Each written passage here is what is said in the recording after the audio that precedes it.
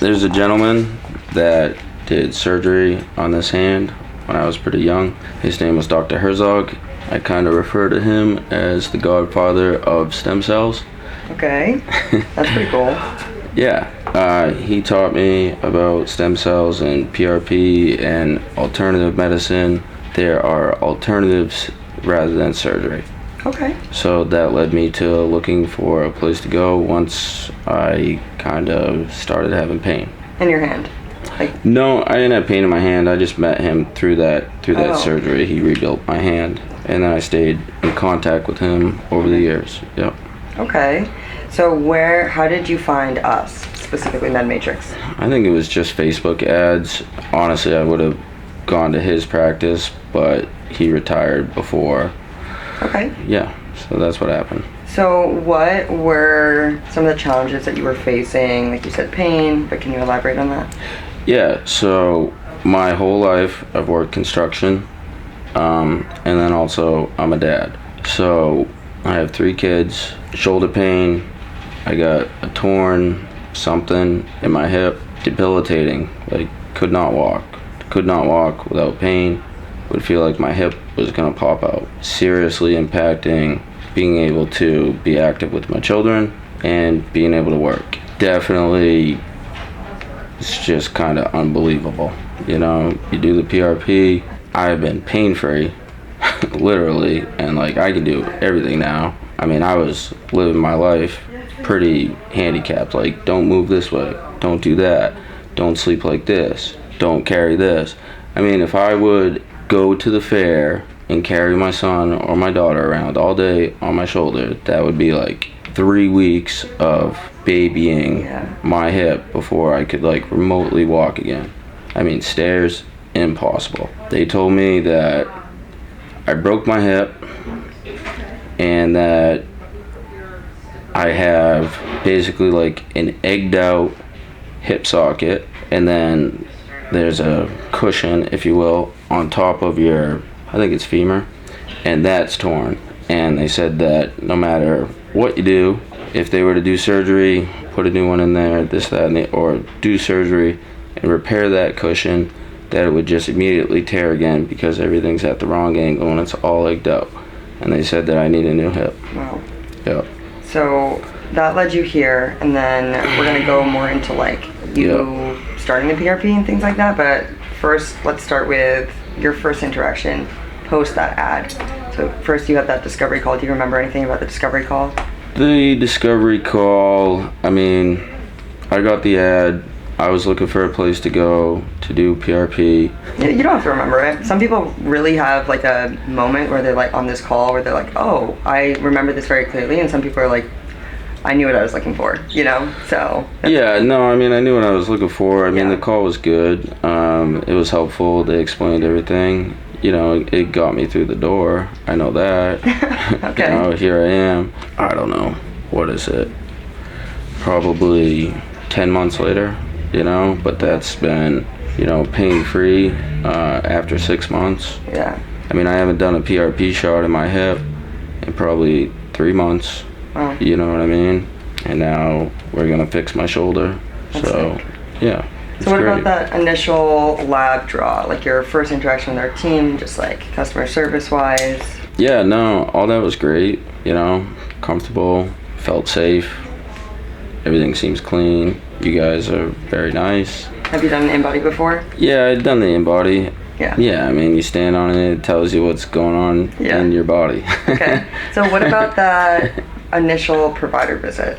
When you first were going into your visit, is there anything that you knew you were going to ask for? Is there anything that kind of stood out to you? I mean, I think that there was like a lot of men's health, you know, that was, you know, talked about and explained, which you just don't really get at, you know, it's like you go to the doctor and the guy's a guy, and you think that he'd be a little bit more relatable, or, you know, like understanding that you have kids and this, that, and the other thing. But it's like if you say certain things in your normal doctor's office, they just look at you like you're kind of crazy.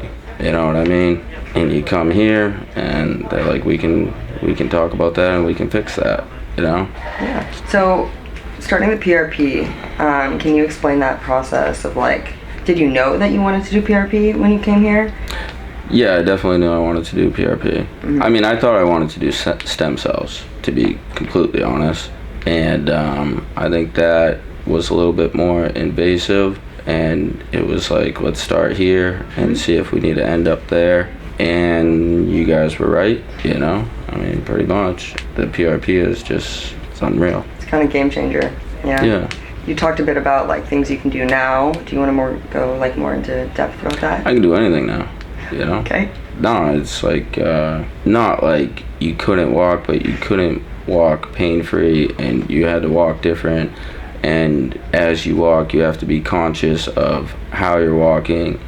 And you literally have to plan like everything around an injury if you're injured. And now you just don't have to do that. You know, you're just back to being able to do what you need to do without factoring in how you're not gonna hurt yourself more. Okay, that's awesome.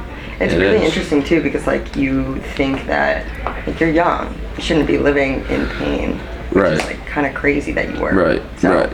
What's also kind of crazy is that if I had just listened to the doctor, I'd be one surgery down. I'd have a hip replacement in there. You know, we'd be on our way to a number of hip replacements throughout my life because they only last for so long, and PRP would no longer be an option. Yeah. You know, that's what's really crazy. So. That is really crazy. So, what about functional medicine in general? You said that the godfather of stem cells, you kind of learned about that there. But what if you had a friend who was like, I don't know anything about functional medicine, what would you tell them? I would tell them that you should do your own research, and there are other ways of healing which aren't talked about basically by mainstream for-profit companies with a certain type of agenda. Okay. That's what I think is the truth. And what about somebody who is like kind of on the edge of seeing about it? What would you tell them? If you're in a position where, you know, the options are like you could go under the knife, I mean, that's where I was, you know? So my options were, okay, I can do a hip replacement or I can try PRP. If I try PRP and PRP fails, I can still always do that hip replacement.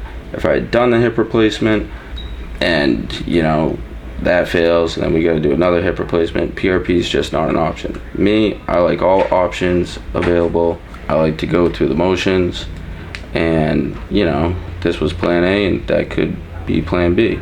Plan A seems to be working.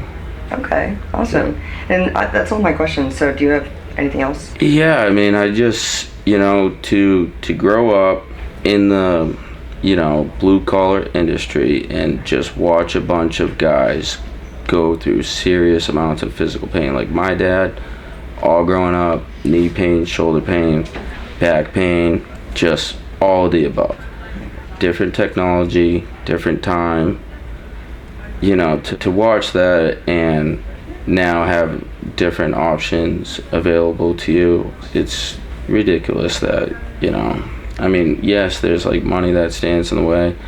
This is a serious investment into your own well-being. You know, you can live pain-free without drugs and without surgery, and I don't know what more you could really ask for. That was cinematic. Truly, that was really. I mean, that's the truth. Awesome. It is the truth. Yeah, it's very eloquently said. It's 100%. You know, so it's crazy. You're not our normal demographic, right? Like we have a lot of people from a lot of different age ranges come here, but localized, it's like to like the 40, 50-year-olds, right? Mm-hmm. So like our demographic is like kind of getting into the treatment menus, kind of getting into all that. Yeah. So I think it's really interesting that you were like very proactive in it. And you met the right person, so. Yeah, I mean, I kind of am super, not anti-establishment, but like, you know, I get, the establishment has an agenda. Yeah. You know what I mean? And if you just look at society as a whole, like, is, you know, society healthy? You know, like doing what their doctors are saying, or like when people are really sick and they go to the doctor, how many really get healed or how many get help? Yeah. You know what I mean? Who's your and provider? it's minimal. I don't want to talk about that. I still got to go there. Dr. Rowe. Yeah, Dr. Rose. Yeah, It's no, crazy. she's great. You know, like my primary care provider, that's a guy. You'd think you'd be able to go in there and talk about guy stuff more with him than you can with Dr. Rose, and you know, that's probably how it should be. But even if, you know, they just don't even want to hear it. It's ridiculous, you know? It's unfortunate too. Dr. Rose and Colin, they talk a lot about how they can't, there's nothing they can do. The second you start talking about it, they're like, oh, like we have to shut this conversation down because insurance, pharmaceutical, it's like we can't cover that. Right. And also we have such a limited time in our visit because of insurance constraints. So it's not even really their fault, which is really unfortunate that they have to like change the way that they practice in order to fit into those molds. But yeah, so. Like I've spent a lot of money in my life, and I've wasted a lot of money in my life, and you know, this is not the most cost-effective thing by any means, but the rewards from the money that I've spent here is literally priceless. You know, I don't know how else to put it. I mean, I would recommend this, and I would do this over and over. I'll do this for the rest of my life. Awesome. Yep. All right. Well, thank Good. you.